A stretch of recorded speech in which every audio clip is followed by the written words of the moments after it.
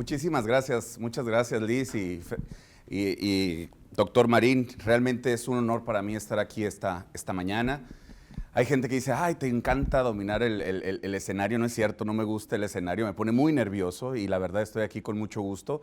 Y más que el escenario, me pone nervioso todo lo que puede pasar en el escenario. Estamos en vivo, estamos en una transmisión en vivo y la verdad es emocionante, pero a la vez es todo un reto. Entonces, quiero agradecer y felicitar definitivamente al comité organizador. El hacer eventos en vivo siempre ha sido un reto.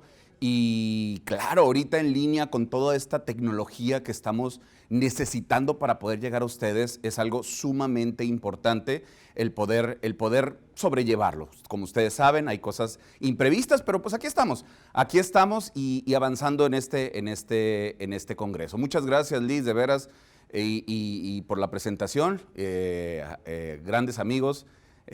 Y obviamente vamos a iniciar. Primeramente, y antes de comenzar con mi tema, porque este tema yo le dije al doctor Juárez, ¿está seguro que es el tema que usted gusta? Pues estoy seguro, pues bueno, vamos a hacer muchas modificaciones porque es importante que ustedes vean algunas cosas diferentes. Pero antes de esto, yo quiero de veras, invitarlos a que sean parte del Colegio de Ginecología y Obstetricia de Monterrey. La gente que no es parte del colegio y que está interesado en ser parte del colegio, es una institución educativa, es una institución de apoyo, es una gran hermandad, es un grupo de amigos ginecobstetras que nos apoyamos en las partes padres, en las partes bonitas, en las fiestas, pero también en las situaciones difíciles. Entonces, creo que es una buena oportunidad que ustedes pertenezcan a un colegio, y el Colegio de Ginecología y Obstetricia de Monterrey les da la más cordial bienvenida y les abre las puertas para que todo mundo participe y todos seamos parte de esta institución. Muy bien, pues muchísimas gracias nuevamente y voy a empezar ahora sí, porque creo que tengo 25 minutos para hablarles de un tema que en lo particular, como les digo, a mí hablar de progesteronas me encanta. ¿Por qué? Porque es una parte muy esencial y es un reto, ya que generalmente cuando la paciente a veces llega al consultorio, ya te habla de este tema. ¿Por qué? Porque la vecina, la comadre, o de repente lo vio en algún lugar y dice, hay que dar progesteronas. Entonces, hay que darlas bien. Y eso es lo más importante de este tema y espero que les guste. Este es mi conflicto de intereses con relación a lo que yo me dedico y con relación a la plática que voy a presentarles el día de hoy. Como hemos visto, y realmente el doctor Galache nos dio un recorrido, pero un collar de perlas, como decimos, ¿verdad? Para poder entender que la infertilidad es una cuestión muy real, muy necesaria y hay que atenderla bien y a tiempo. Porque si una de cada 7, una de cada 6, hasta una de cada 5 pacientes van a tener dificultades para lograr el embarazo, pues obviamente es importante conocer cuáles van a ser las herramientas que nos van a ayudar a poder recuperar o poder tratar a este tipo de pacientes. Entonces, creo que el problema aquí está y nos va a llegar al consultorio. Yo creo que todos tenemos pacientes que llegan a nuestro consultorio con el mismo problema, dificultad para lograr el embarazo. Entonces vamos a hablar un poquito sobre soporte de fase lútea, qué es lo más importante de la fase lútea en baja y alta complejidad, en tratamientos de baja y alta complejidad. Vamos a ver las diferentes progesteronas que existen en el mercado y para que ustedes puedan hacer sus propias conclusiones. Creo que esto es lo más importante, que ustedes hagan sus propias conclusiones. Definitivamente el cuerpo lúteo, ese órgano que también yo le llamo, es un órgano transitorio del ovario, así como la placenta, se forma, se desarrolla y muere, pues obviamente produce la progesterona. Y además de la progesterona, pues como cualquier hormona esteroidea, tanto los andrógenos y los estrógenos, pues van a estar relacionados en el ciclo ovárico y es muy importante este punto. Esta diapositiva yo siempre les digo, esta es la diapositiva más importante de la plática, porque son las funciones que realiza la progesterona. Regula el ciclo ovulatorio, es la hormona del embarazo. En el embarazo regula el sistema inmunológico de la paciente y previene también la contractilidad del miometrio y evita la dilatación cervical. Entonces, si conocemos la importancia de la progesterona y conocemos dónde tiene su efecto la progesterona, realmente vamos a poder utilizarla en la forma correcta y a las dosis correctas, que eso es lo que quiero tratar de llegar en este punto. Sabemos que existen progestinas, progesteronas naturales, progesteronas derivadas o sintéticas, pero que se pueden utilizar en obstetricia. Entonces, es importante que conozcamos los 4 grandes grupos de progesteronas que podemos utilizar en obstetricia. El caproato de hidroxiprogesterona, la progesterona natural micronizada, la dihidrogesterona y la progesterona microcapsulada acuosa. Entonces, como podemos ver, estamos un poco limitados para poder utilizar progesterona en obstetricia y es importante tomar la decisión de utilizar este tipo de productos. La progesterona y la dihidrogesterona, la diferencia es que la progesterona micronizada podemos utilizarla tanto vía oral como vía endovaginal. Se absorbe bastante bien. En cambio, la dihidrogesterona requiere una vía oral absoluta para poderse metabolizar, romper sus enlaces, porque es una retrohormona, y poder tener el efecto de una progesterona. Sin embargo, la dihidrogesterona tiene algunas ventajas en cuestión de la vía oral. Si queremos nosotros utilizar una dihidrogesterona contra una progesterona, la gran ventaja, aparte de ser vía oral, es que tiene una afinidad importantísima sobre los receptores de progesterona. Y es por eso que ustedes se dan cuenta que la dosis que utilizamos de dihidrogesterona es mucho menor a la que utilizamos en progesterona natural micronizada, ya que la biodisponibilidad de esta es mucho mejor que la micronizada. Es entonces que al quitarle todos esos efectos negativos y el tener una mejor biodisponibilidad, la dihidrogesterona en vía oral va a superar a la micronizada. Sin embargo, la micronizada podemos utilizarla en vía vaginal con un excelente efecto positivo como soporte de fase lútea. Como podemos ver, la dihidrogesterona requiere de 10 a 20 veces menos dosis que la micronizada vía oral.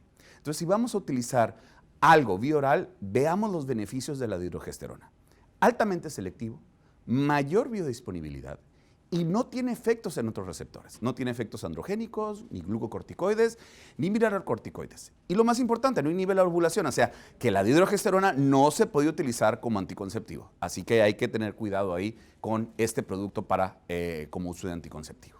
Entonces, para nosotros poder evaluar y saber cómo funciona en el soporte de fase lútea, debemos de conocer los mecanismos fisiológicos y fisiopatológicos para poder conseguir un embarazo exitoso y reconocer cuando una paciente puede tener una disminución de la función lútea y obviamente tener el riesgo de poder tener un aborto.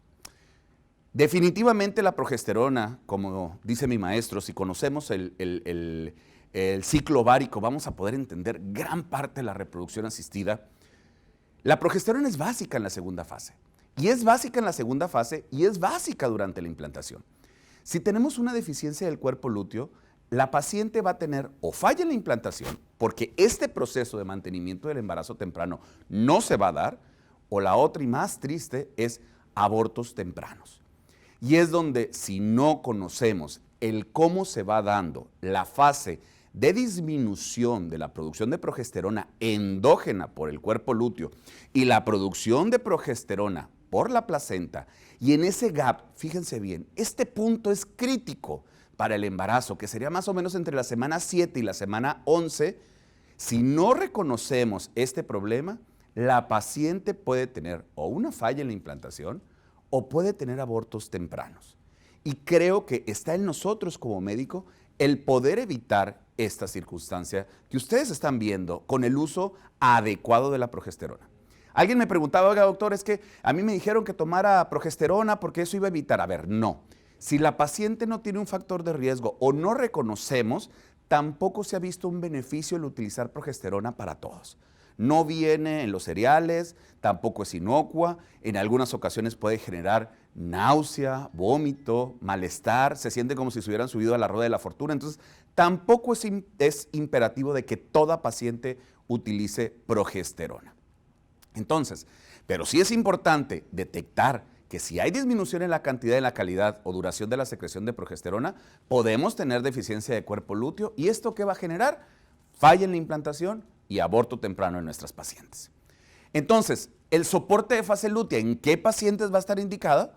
Pacientes con signos de deficiencia de fase lútea, pacientes con fallos de ciclos anteriores que tenga abortos, toda paciente que haya recibido ciclo estimulado, pacientes mayores de 35 años y cuando tengamos una reserva ovárica disminuida. Todos estos factores pueden generar la necesidad de, obviamente, utilizar algún tipo de progesterona. Muy bien. Si lo vemos, por ejemplo, en baja complejidad, la progesterona, después de este artículo que se publicó en el 2017, ha generado un boom que dice, ah, caray, entonces no es para todas tampoco en baja complejidad. ¿Esto qué significa? En baja complejidad, utilizando citrato de clomifeno, se ha visto que no tiene una relevancia importante el uso de progesterona. Pero ojo, cuidado con lo que leemos. La medicina basada en la evidencia hay que interpretarla y hay que interpretarla bien, porque estas pacientes son pacientes jóvenes y como les dije, pacientes mayores de 35 años, es recomendable el uso de progesterona. Y el uso de progesterona utilizando cualquier otro tipo de inductor de ovulación es imperante para los buenos resultados en reproducción asistida de baja complejidad. Entonces, gracias. Entonces, vamos a pasar ahora, ¿qué hay en reproducción asistida? En reproducción asistida, uno de los productos nuevos que se está utilizando es la dihidrogesterona. ¿Qué ventajas tiene y cómo podemos saber si realmente es una buena molécula que se pudiera utilizar?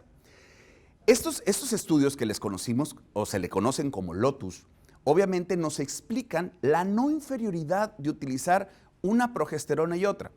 Uno de los problemas más grandes que tienen todos los metaanálisis o las revisiones sistemáticas, como la biblioteca de Cochrane, es que nos dicen, sí, la progesterona es necesaria. El problema es que cuando combinas manzanas con peras, no puedes llegar a una conclusión. Y esta es la misma conclusión que nos genera Cochrane. Ante esto, pues obviamente, al tener una molécula que se está utilizando en alta complejidad o terapias de reproducción asistida, es importante compararlo primero con el gold estándar y posteriormente con las opciones que pudiéramos tener como alta complejidad en soporte de fase lútea. Es entonces que se vinieron dos LOTUS. El LOTUS 1, que es si la dihidrogesterona en una dosis de 30 miligramos cada 24 horas es tan buena como la progesterona vaginal micronizada comparada en 600 miligramos cada 24 horas, como soporte de fase lútea, en fin. Se hizo un estudio multicéntrico, multinacional, controlados, doble ciegos, más de 1000 pacientes en diferentes países para poder definir si realmente este producto o esta sal pudiera tener una no inferioridad. Estamos hablando de no inferioridad, que ese es el objetivo primario, demostrar la no inferioridad de la dihidrogesterona contra la progesterona vaginal micronizada. Y como un objetivo secundario es la prueba de embarazo positiva en el día 15 posterior y las tasas de nacido vivos. Pero fíjense, en esta gráfica vamos a observar que no existe inferioridad, porque ellos marcaron al menos una inferioridad del 10%. Y si se fijan en las tablas, de hecho, pudiera tener hasta un efecto positivo el usar dihidrogesterona bioral en una paciente que se hace reproducción asistida, ya que la diferencia no es significativa. Sin embargo, no podemos hablar de beneficios, sino simple y sencillamente de no inferioridad. Y también hablamos de la seguridad de la utilización de la dihidrogesterona y de los efectos adversos, porque siempre es lo primero que nos preguntan. Hey, aquí sale un artículo que puede haber diferencias o efectos adversos con el uso de un producto al otro. Esos son los resultados que tenemos hasta este momento. Entonces la pregunta se responde. No se demostró inferioridad con el uso de dihidrogesterona y una tasa de embarazo en embarazos menores de 12 semanas. Ahora, ya tenemos la dihidrogesterona de no inferioridad contra la progesterona micronizada. Ahora vamos a hablar de la versión en gel, que es una de las más utilizadas y se considera el gold estándar también en muchos tratamientos de reproducción asistida. Igual, fue un estudio, se hizo un año después, multicéntrico, multinacional, aleatorizado, ensayo abierto, más de 1000 pacientes. Y obviamente aquí lo que se demostraba o lo que se quería buscar era si la dihidrogesterona no tenía una inferioridad con relación a la progesterona vaginal micronizada, pero en gel, ya no en perla.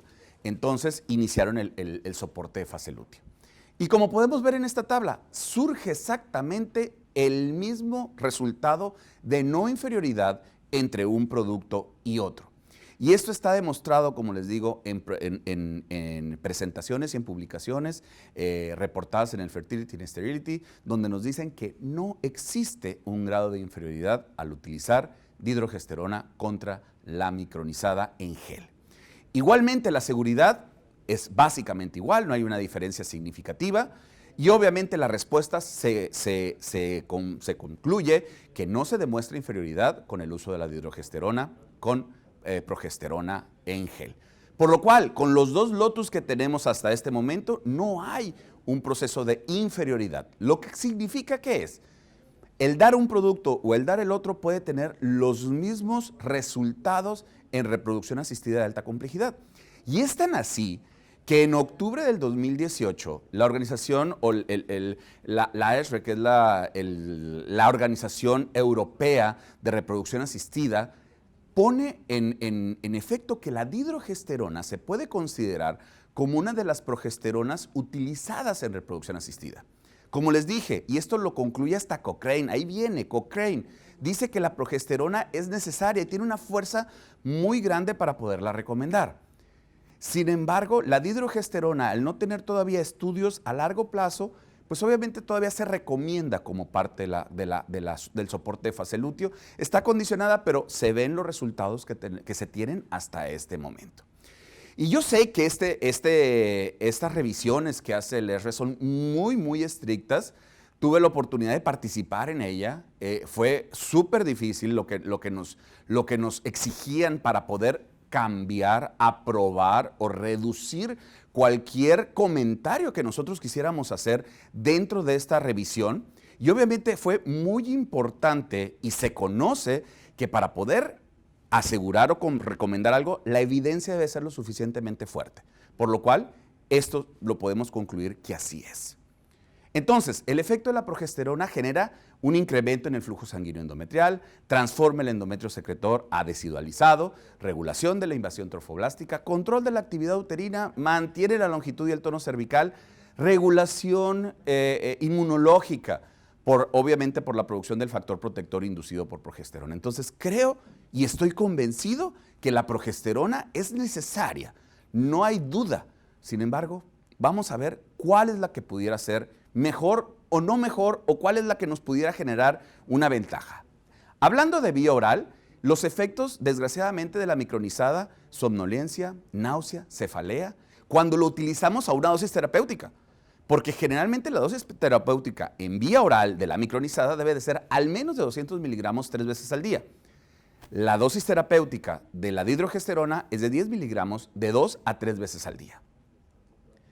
La intramuscular, excelente. De hecho, si ustedes revisan la historia de las progesteronas, las primeras progesteronas que se utilizaron fueron oleosas intramusculares.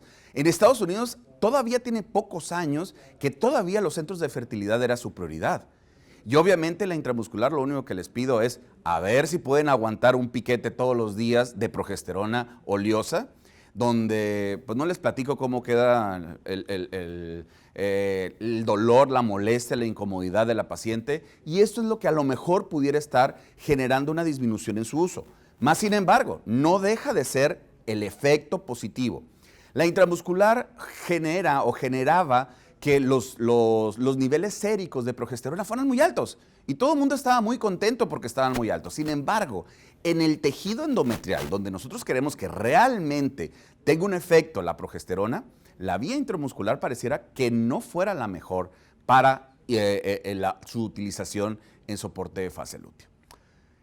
Se puede utilizar progesterona oleosa, 50 miligramos, caproato, hidroxiprogesterona cada semana, o también la acuosa en microesferas cada semana. Entonces ya va a depender también de la paciente lo que ella guste o prefiera en la utilización de progesterona. Muy bien. Posteriormente, la vía vaginal, que es la vía que más se utiliza en este momento. Es fácil de colocar, obviamente tiene buena absorción, llega al lugar donde debe de llegar, y la utilización de la progesterona vaginal no dudamos y no estamos en contra, ni mucho menos de que es la mejor vía de aplicación en cuestión de absorción. En efecto, podemos hablar de las dosis, es exactamente la misma. No hay inferioridad entre la utilización de una y otra. Y aquí tenemos perlas, gel, tabletas efervescentes sin mayor problema. Ahora, si su paciente les pregunta, doctor, deme la progesterona más adecuada para mí, ¿cuál le recomendarían? Sabiendo que no hay inferioridad entre una y otra. Entonces, es importante considerar la conveniencia de la paciente y la posología que vamos a utilizar. Primero, para no estar dando progesteronas como placebos. Eso sí, no se vale. Riesgos de malformaciones, no hay efectos teratogénicos a largo plazo en los estudios que hasta ahorita están publicados. Las preguntas a contestar. El uso de progesterona en soporte de fase lútea en pacientes de bajo tratamiento de infertilidad, ¿se utiliza? ¿Sí o no? Claro, la progesterona debe de utilizarse, definitivamente. Y esta de hecho fue una de las preguntas que mandé al examen. Y fíjense el resultado que hay hasta ahorita. ¿Cuál progesterona elegir? Esta era la pregunta. ¿Cuál es mejor? ¿Cuál es la que mejor puede darnos resultados? ¿La oral? ¿La vaginal? ¿O la intramuscular? La respuesta es que todas tienen una función por igual. Yo entiendo que si vamos a utilizar progesterona micronizada, debe de ser vaginal. Pero todas las progesteronas hasta este momento han tenido un efecto positivo. 467 respuestas, eso fue ayer en la noche, ahorita ya hay más de 500, pero la tendencia es igual. Aunque la mayoría o un gran porcentaje considera que la progesterona micronizada vaginal es la mejor, existe evidencia suficiente para considerar que todas tienen una función por igual. ¿Qué dosis utilizar? Aquí viene la pregunta. Dihidrogesterona 10 miligramos de 20 a 30 miligramos al día. Si vamos a utilizar perlas de progesterona micronizada, debe de ser endovaginal. Caproato hidroxiprogesterona intramuscular, progesterona micronizada microcapsulada semanal, natural en ampolletas, oleosa, intramuscular. Aquí vienen todas las dosis. Si vamos a dar progesterona, hay que dar la dosis terapéutica, que eso sí debe de ser utilizada. ¿Hasta cuándo utilizarla? En la mayoría de los tratamientos de reproducción asistida, el uso de soporte de fase lútea debe ser hasta la semana 9 o 10. No existe evidencia que sea necesario tal propósito después de la semana 12, salvo que este embarazo fuera de alto riesgo para poder utilizar o saber que el cervix tiene una longitud diferente. Y esto era la siguiente pregunta, ¿hasta cuándo utilizarlo?